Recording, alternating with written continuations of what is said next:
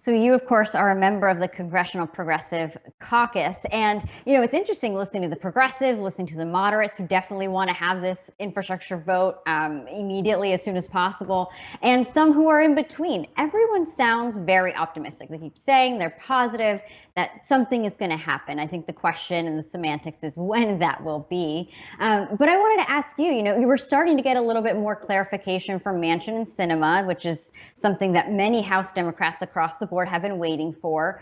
He laid out that 1.5 trillion number. It's unclear right now if he budgets from that as well as some other priorities.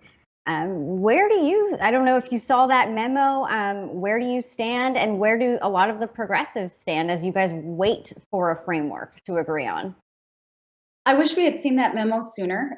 And I so wish that Senator Manchin and Senator Sinema, would have begun these conversations with all of us sooner. We're one family. We've got to work together in a transparent way to advance this important agenda, to really meet the moment of all the needs that we see across the country and the needs that our communities are carrying.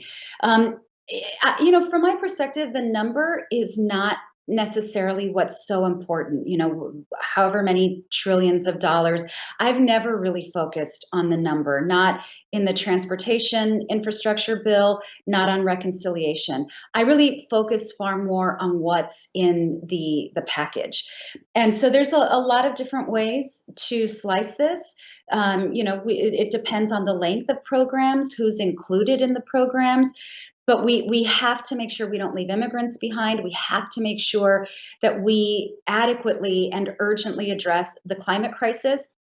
We want women to have a shot at prosperity in our economy, and that means childcare. That means funding the care economy. That means uplifting those wages.